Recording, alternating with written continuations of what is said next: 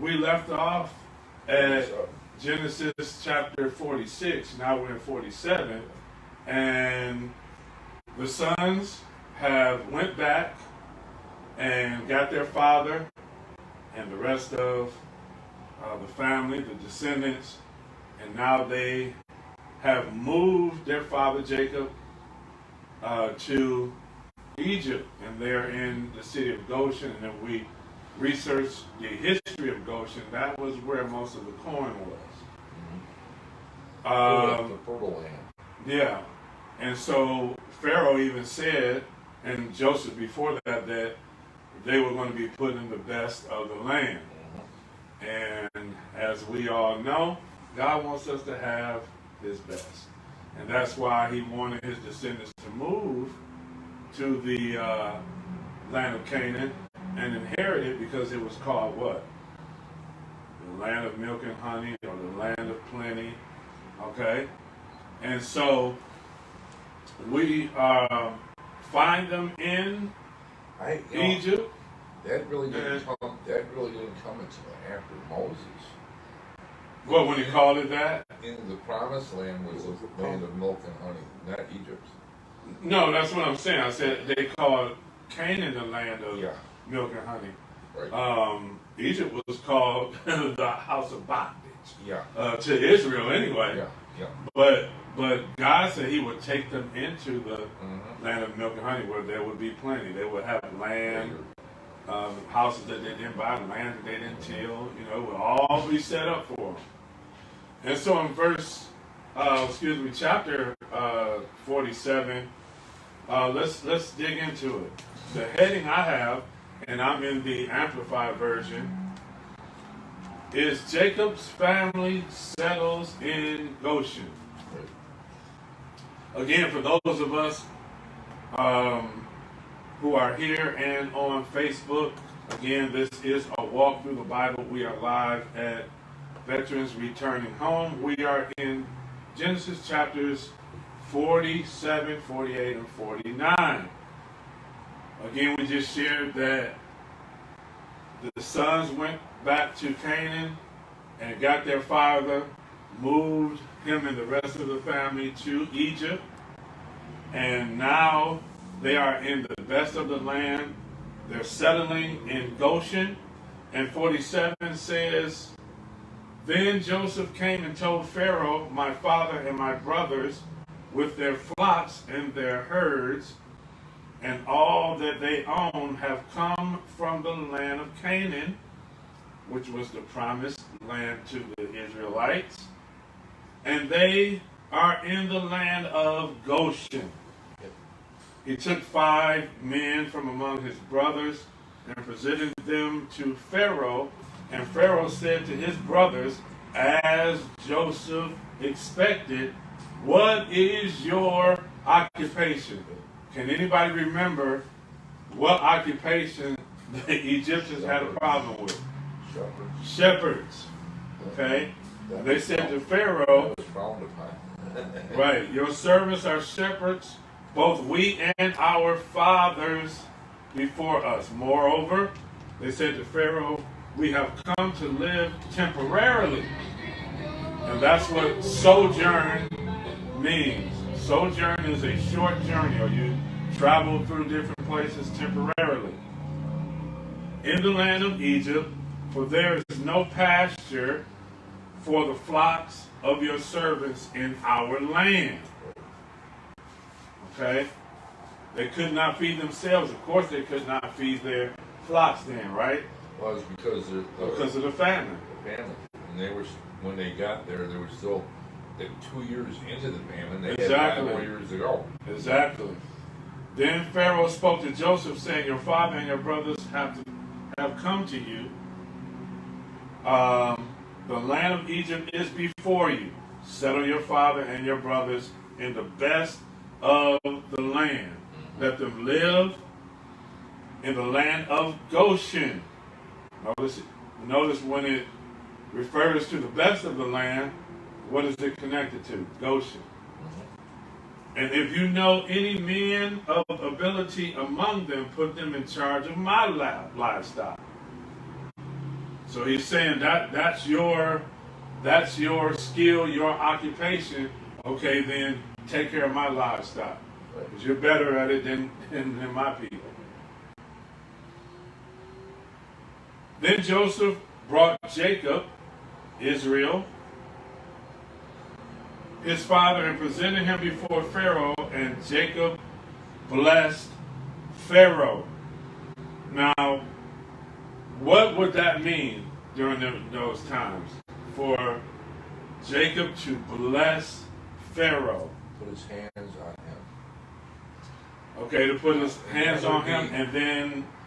That in itself would be highly regarded for him to do that, because Pharaoh, during the day, before Joseph even got there, okay, Pharaoh was considered God. Right. To man. He was God-man. Mm-hmm. So for a person to touch Pharaoh or even look at him, they would be put to death. So that means that Pharaoh already had a respect for Joseph and his God. And his God, yep. Right? Yep. So now for Jacob, who is walking in the favor of God, to bless him, that would mean that Pharaoh would have the favor of God on him. Remember, I believe it was Potiphar, and before that, Laban, when Jacob was there, wherever these men went, they had the favor of God on them. And what happened to the households where they were? They were blessed. Okay? He says, how old are you? Jacob said to Pharaoh, the years of my pilgrimage are 130 years. Few and unpleasant, he said, have been the years of my life, and they have not reached the years of my fathers, that my fathers lived during the days of their pilgrimage, or their time here on earth, is really what he's saying by saying pilgrimage. Now, what he's saying is that as time is going on, as we know today, people are living shorter and shorter lives because of probably the stress on our lives, right? Think about his life. From a very young age, he was under stress the whole time. Well, you have to understand is that even though they were in Canaan, that area is not really beautiful. It's rugged land. Yeah, but just look at his life. It's desert, rugged land, and it's hard work. Right. And it's not like where the land in Goshen, where they're at now, because they're in fertile land, and it's going to be plentiful for them. Which is a blessing to them because the ground was cursed because of who? Yeah. Going back to Adam. Yep. Right? Yep. Okay, let's move right along. So Joseph settled his father and brothers and gave them a possession in Egypt, in the best of the land, in the land of Ramesses, also known as Goshen. Now we know that there is a Ramesses over in the land of Egypt that is named after somebody as well. We won't get into that. But Joseph provided and supplied his father and his brothers and all his father's house with food according to the needs of their children. Okay? And so when we look at verses 13 through 19, we see that Egypt is coming to Joseph now because their money has failed them.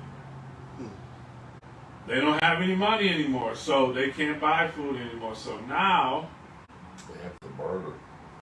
They have to barter, all right. They have to sell themselves at this point as servants and to give all that they have to Pharaoh.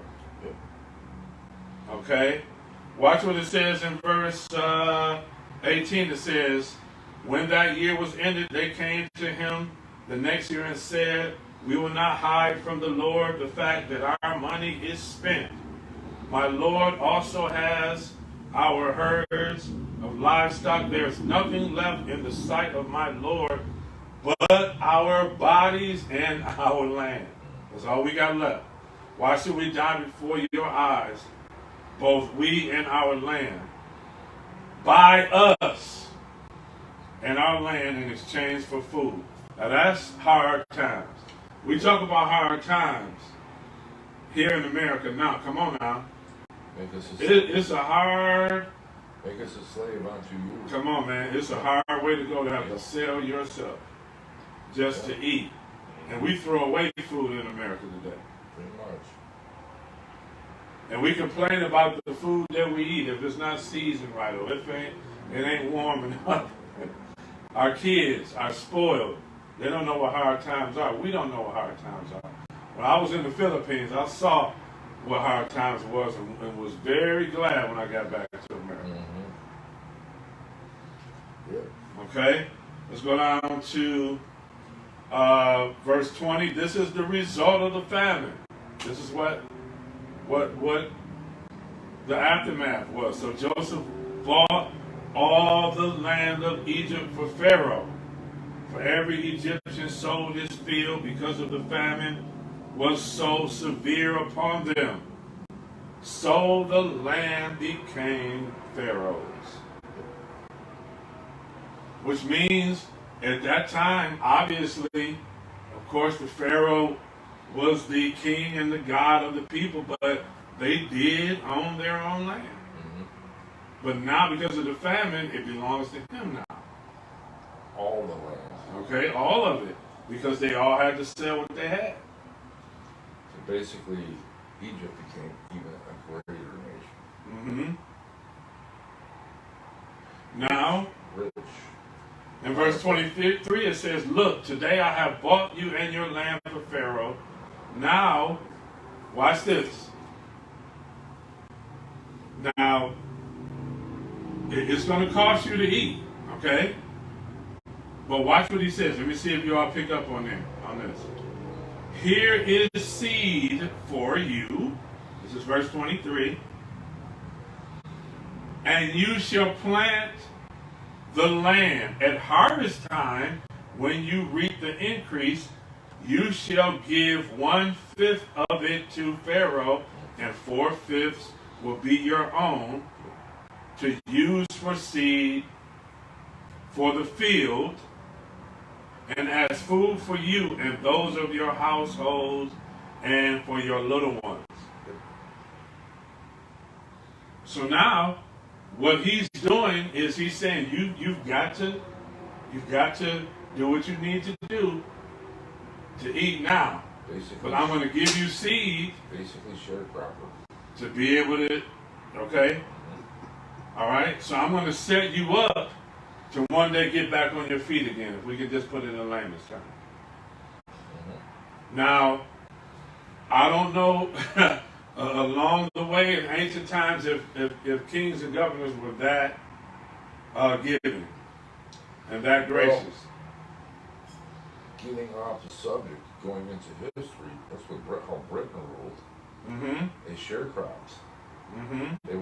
They would go in and take over a country, by war or whatever it was. Mm-hmm. But then when they were in control of that country, to like king and queen, like Pharaoh, okay, basically the same thing.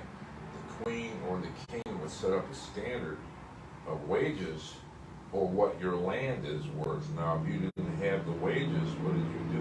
You gave up your land to the king in order to if that land now becomes the king of England or queen of England, now, or that land to be bountiful or produced for the king, you have to work that land, own it. So you sharecrop. So they would set up 10 or 15 years, you pay it off, you get the land back, you get yourself back. Okay. Verse 27.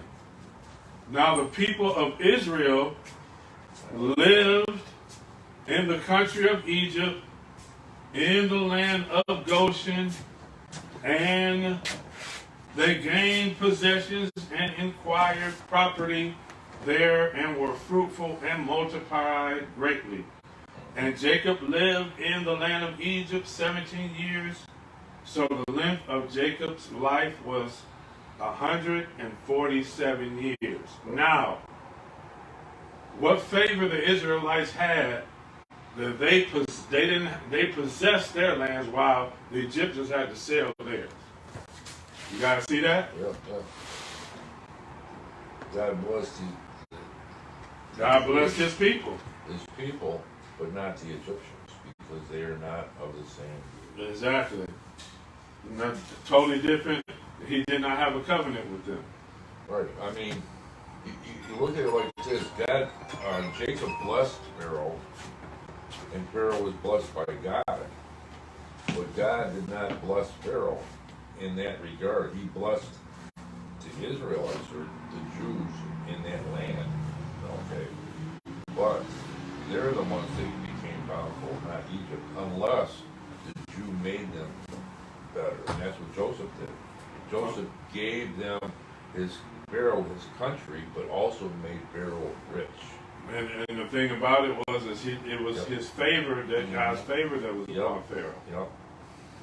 Okay?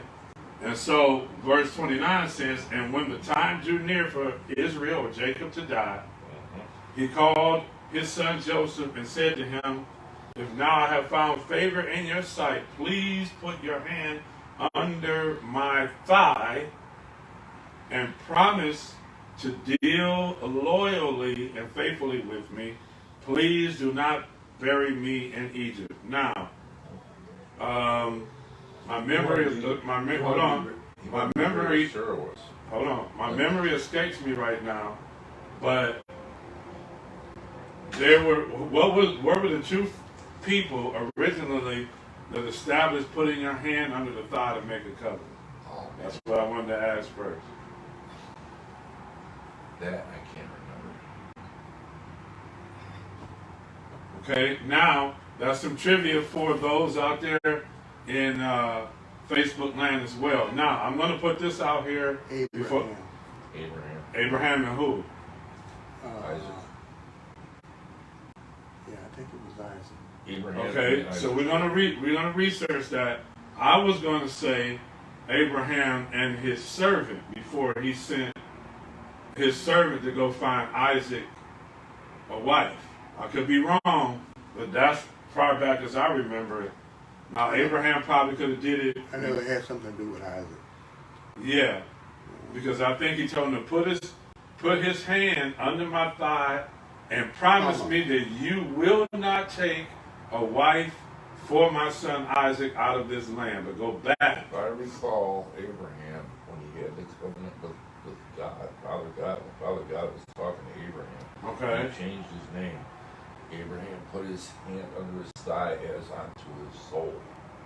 And that was the covenant that made between him and God, that Abraham would be a father of many. Okay, we're going to go back and research that, bring that back I think so. with the scriptures next week, okay? All right.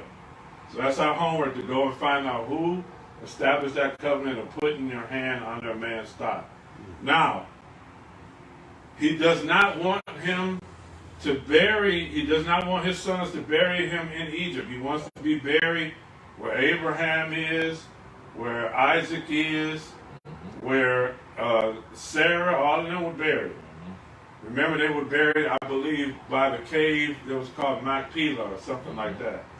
And that's not to get off the point, but that's the reason why when Moses came along and he pulled the Israelites out of Egypt, okay, they carried the body of Joseph Right. from the land of Goshen to Canaan, back Bury them in the God's land. Right.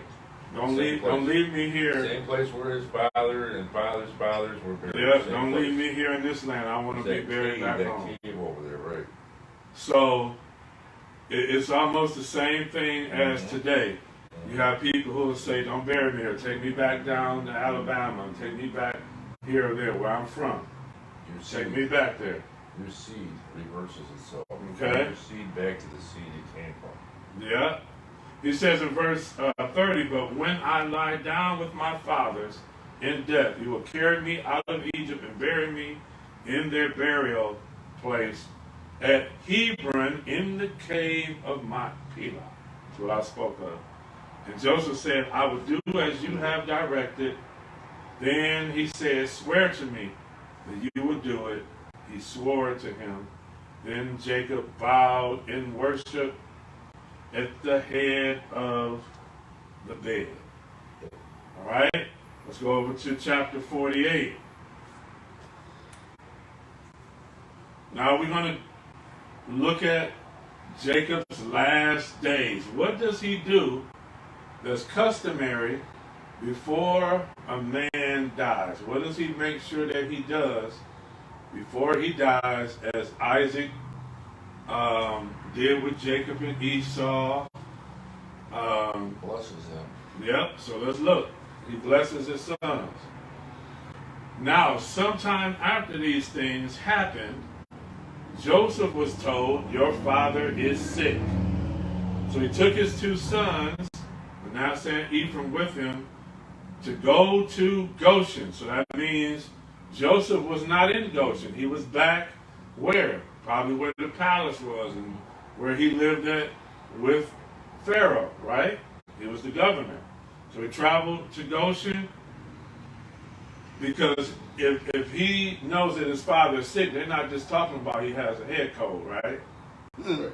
They're saying he's about to be out of here. You need to come and Almost see your dad. He's almost 150 years old. Okay? Yep. And when Jacob was told, look now, your son Joseph has come to you, Israel strengthened himself and sat up on the bed. Then Jacob said to Joseph, God Almighty appeared to me at Luz, Bethel. What does Bethel mean? House of God. Bethlehem means Right. house of bread. All right? In the land of Canaan, and blessed me and said to me, behold, I will make you fruitful and numerous, and I will make you a great company of people, and I will give this land to your descendants after you as an everlasting possession. And so, why do you think Jacob is telling Joseph this? He needs to tell him this because these things were passed down from generation to generation. They needed to know, Joseph needed to know the covenant and the blessings and the promises that were being passed down from generation to generation to their people. Go ahead. The exact words and the exact... The whole thing is he wanted his people to remember Exactly. that they were God's chosen people. And also that there was a covenant with all them. the way down through all generations. Mhm. Remember that you are God's chosen people. Now here's the thing that I want to piggyback with you on that. You're absolutely right. The thing is here now, let's read what it says again. Behold, I will make you fruitful and numerous, and I will make you a great company of people, and I will give you this land and your descendants after you as an everlasting possession. Now, let me say something to you. You were totally right, but what does it mean to be God's people? Okay, you God's people. No, good for you. All right, cool. But what is God's people without land, without possessions, without any type of covenant, without anything?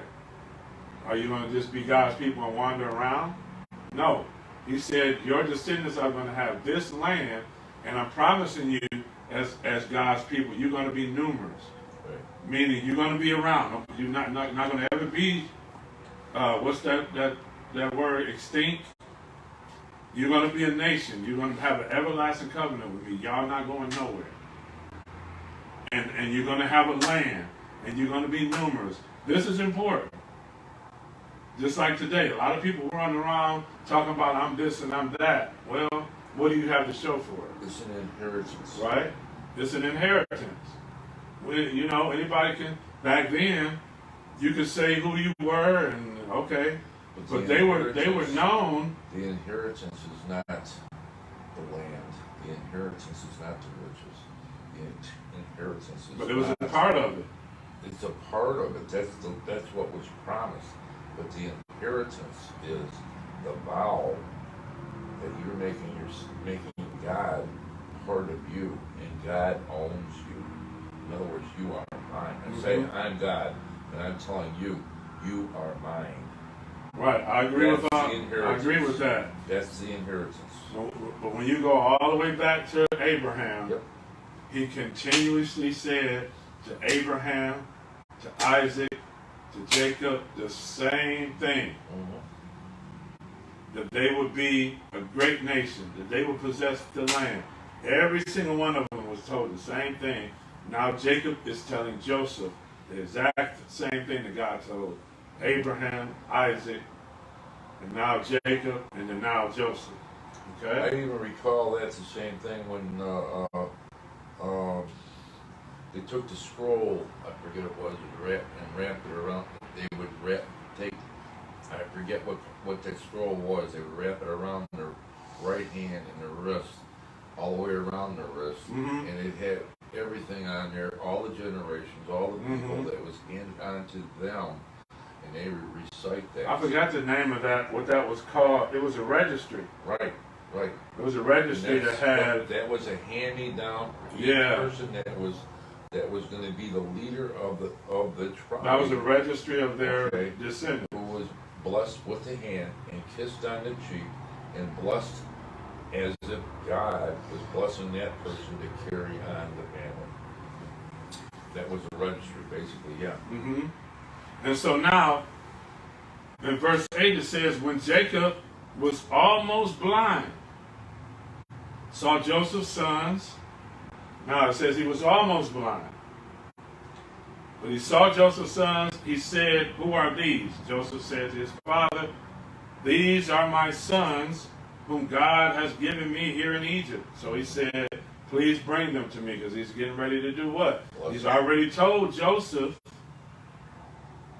about the covenant that God made with them, to bless them as a nation, to bless them with the land. So he's basically saying, this is not your home in Egypt. Right? Well, it looks that way right now, but this is not your home. Your home is going to be Canaan. That's important for them to know. Okay? All right, so now he brings his son, as Charles was motioning with his hands. We're going to see what happens when he goes to bless his sons, right? So, it says, verse 10, now Israel's eyes were dim from age that he could not see clearly. Then Joseph brought them close to him, and he kissed and embraced them. Israel said to Joseph, I never expected to see your face, but see, God has shown me your children as well. Then Joseph took the boys from his father's embrace and bowed before him with his face to the ground. Then Joseph took them both, Ephraim in his right hand towards Israel's left, and Manasseh with his left hand towards Israel's right. And we know that from last week that the son on the right hand is the one that receives the blessing of the firstborn, or the oldest. That's what was supposed to happen with Jacob, with Esau, but It went the other way it around. went the other way around. Remember? Yeah. Mama did that. Yeah, Mama helped the son. Yep. And then said, now you better get out of here, because he's going to kill you. He's going to kill you. All right. But Israel reached out his right hand and laid it on the head of who? Ephraim, who was the younger. And I brought this up to you guys last week. Remember, I said I one day it just dawned on me that Jacob was the younger, who was the promised seed, right? But first, and before that, Isaac was the younger of Ishmael and Isaac, right? So it went to the younger with Isaac, then to Jacob, who was the youngest, right? Now it's going to go to Ephraim instead of Manasseh. And I just looked at that pattern. Okay, what happened here? Oh, isn't that good? My computer went out. So we'll just use this here. So I kind of saw a pattern of how the youngest, God went against their custom. You look at David. You would think the oldest son would be the king. The oldest son of Jesse would be the king, right? You would think so. They were big. They were of greater stature. Remember, but he was the youngest, a shepherd boy. He ends up being the king. Okay, so God is not contained by our traditions and our culture. He can go against it, right? So now let me get to, we're in chapter 48. All right. Now I'm going to be in the King James Version. Where are we at? About verse.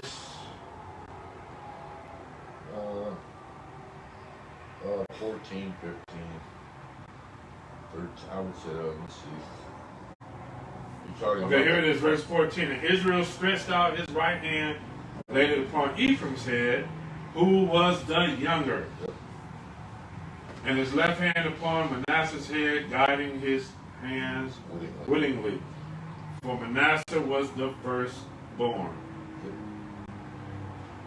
And he blessed Joseph and said, God, before whom my fathers Abraham and Isaac did walk, the God which fed me all my life long unto this day, the angel which redeemed me from all evil, bless the lads, and let my name be upon them. Protect them from evil. Come on. Let's go to verse 17. And when Joseph saw that his father laid his right hand upon the head of Ephraim, it displeased him. Because he knew this was against their custom, right? And held up his father's hand to remove it from Ephraim's head to Manasseh's head. And Joseph said unto his father, not so, my father, for this is the firstborn. Put thy right hand upon his head. All right? And he refused. And he refused. This old knee is bothering me, so I'm going to sit down. But he refused and said, I know it, my son. I know. I know it. He also shall become a people, and he also shall be great. But truly his younger brother shall be greater than he, and his seed shall become a multitude of nations. Now, who else heard something similar to this in the past? Remember, they were worried about Ishmael, weren't they? But what did God say? He's got his blessing too. Don't worry about Ishmael. I got him too. But Isaac is the promised seed. The conflict lasts until today, Uh-huh. but God's promise remains. The greater promise, well, there's a conflict between the two. Ephraim and Manasseh? Ephraim and Manasseh today. Okay. The younger son gets everything. He gets the promise, the land. Right. And the older son gets the promise of what's below the land. That's all, I think, right? Okay. And that's today. He get The throne of David Okay. to this day remains where it was supposed to be, in the UK. Okay, I'm not too familiar with that, but Okay. The UK at one time controlled actually more than what Rome did, Yeah. because everywhere they went, they colonized it, and they became the rulers. This is in Africa, Yep. the United States. And who were those people? Those people were the descendants. You see, the first people in our history, the first peoples over here to really gravitize the land were one, the Anglo-Saxons and the Quakers, direct descendants. Of who? Israel, Israel. Okay. you know. All right, so let's finish this, and we'll talk about that afterwards, so we can Okay. turn the Facebook off. All right. Verse 21, and Israel said unto Joseph, behold, I die, but God shall be with you. And what? Bring you again unto the land of your fathers. Do you guys see how important this is? He's saying it over and over again in different ways. Since Abraham, he continuously told them about being a great nation and the land that they would inherit. Now he says it again. I die. He said, I'm going to die. And let me remind you of this again, son. Yeah. Unto the land. He said, I'm leaving you, but God shall be with you, like he was with me, right? And not only is he going to be with you, he's going to bring you again to the land of your fathers. What is this saying? They end up being slaves there, right? But what did God promise? What did he promise? Where did he say that they would end up at? The promise Back Promise. into the land of their fathers. Canaan. We have to make sure that we understand this and make it as important as the He scriptures goes does. a step further now in 22. Now he really jumps the gun here because this is moreover, I have given to thee one portion above thy brethren, Mm-hmm. which I took out of the hand of the Amorite Mm-hmm. with my sword and with my bow. Uh-huh. The Amorite is who? The enemy. Right. The Amorites, the Hittites, all of them were in the land of So Canaan. now if you think about that one passage, that's what they have to do when they go back to Canaan. Mm-hmm. They have to fight for that land to They own sure it. do. And when we get to Judges, Yep. we're going to see just how much fighting they had to do to divide that land. Yep. But they had to do a big thing before they even got there because they showed evil in the eyes of God when they went to Sinai. Mm-hmm. Now, that was the last verse. When we go to chapter 49, we don't have to read it, but this is deep right here, my brothers. How would you like your father to tell you what is going to befall you in the future? Because we all want the blessings, right? Yeah. Not everybody's going to have a good turnout in his lineage. Okay, because he starts with Reuben in verse 3. In verse 2 it says, gather yourselves together and hear ye sons of Jacob, and hearken unto Israel your father. Reuben, thou art my firstborn, my might, and the beginning of my strength, the excellency of dignity, and the excellency of power. Unstable as water, thou shalt not excel. How would you like to hear that from your dad? He came up to his better, right? But he won't Okay. excel. Because thou wentest unto thy father's bed. Remember he did that? Yep. Then defilest thou it. And he said, he went up to my couch. Yep. In other words, don't think I forgot about that. Don't think God forgot about it either. Nope. Later on in the New Testament, we find out what? You reap What you sow. sow. All right. Payback is another that. Simeon and Levi are brethren. Instruments of cruelty are in their habitations. What did Simeon and Levi do? Back in chapter 34, 33, 34, 35, somewhere in there. Remember Shechem defiled Dinah? Yep. And what did Simeon and Levi and them do? Tricked them into getting circumcised so they would be sore, and then they killed them all. Ooh, man. And Jacob wasn't very happy with that, was he?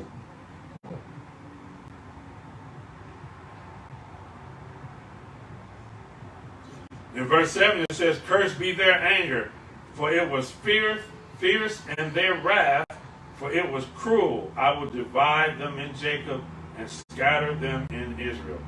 Judah, thou art he whom thy brethren shall praise." Remember, Judah's name means praise in some aspect. I forgot what was added to it, but Judah means praise. "Thy hand shall be in the neck of thine enemies. Thy father's children shall bow down before thee." Notice what it says in verse 10. This is the key from Judah. Remember now, what city is going to be the remnant of God, right? After they're divided in David's time. Well, not in David's time, in Solomon's time, they actually got divided. But remember, Judah was the remnant, but what does this say in verse 10? "The scepter shall not depart from Judah, nor a lawgiver from between his feet unto Shiloh come, and unto him shall be the gathering of the people be. Binding his fowl unto the vine, and his donkey's colt unto the choice vine. He washed his garments in wine, and his clothes in the blood of grapes. His eyes shall be red with wine, and his teeth white with milk. Zebulun shall dwell at the haven of the sea." Who are we talking about here when we talk about this scepter? A king. A king. And man, now Jesus is the son of who? Son of God, and who else? The son of David. Why is he the son of David?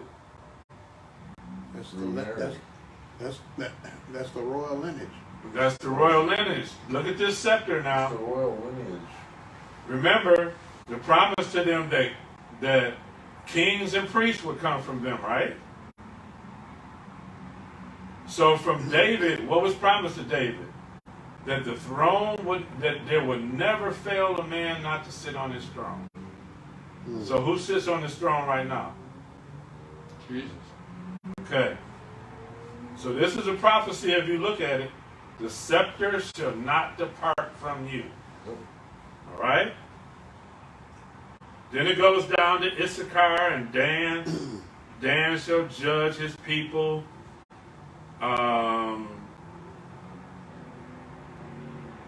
As one of the tribes of Israel. Gad, verse 19, shall be a troop. A troop shall overcome him, but he shall overcome at the last. Out of Asher, his bread shall be fat. Naphtali, in verse 21, is a hind let loose. He giveth goodly words. And, watch what he says, Joseph is a fruitful bow, even a fruitful bow by a well. Those branches run over the wall.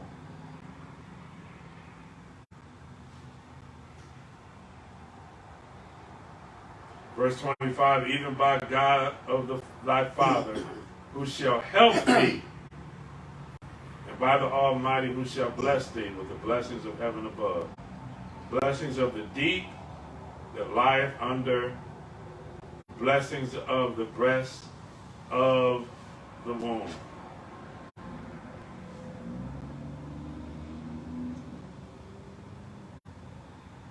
Verse 28 says, all these are the 12 tribes of Israel, and this is that their fathers spake unto them, and blessed them. Every one according to the blessing he blessed them. You think Reuben felt blessed? But that was considered the blessing that he got, right? Yep. That you will not excel because of what you did to me. That was the circumcision thing? Mm-hmm. The circumcision thing. What do you mean? Now, the circumcision was because Well, I know why, but he was the one doing that circumcision, right? No, No. he slept with his own mother. He slept with his own mother. He slept with a couple people. Yeah, and he was a freak. Yeah. right. Basically, yeah. Now watch this. Watch this. Remember, this is not the end of this. No. In 1 Corinthians chapter 5, what was the fornication that they were in? Oh, that was stepmother. It said it is unlawful for you to take your father's wife. That's right. That is fornication. Yep. When we were growing up, we thought fornication The was. same thing with taking your brother's wife. But watch, right, exactly. And who was rebuked for doing that? Herod. King Herod. And what did it cost John for telling them that? His Yes. head. So, but that was the issue Mm-hmm. that Paul had with the Corinthians. Right. He told them that this is going on, and you're sitting back like it's not going on. Right. You're not judging it. You're not stopping it. You're not correcting it. He said, "Don't you worry about what's going on in the world. You need to judge what's going on in the church." They thought that they could take their father's wife. John already told Herod what was going to happen to him. He told him before Herod chopped his head off. Yeah, He'll be judged for it. yeah. So here we see that Reuben is judged for doing this a long time ago. Who was it that did the circumcision thing? Circumcision came to Abraham. No.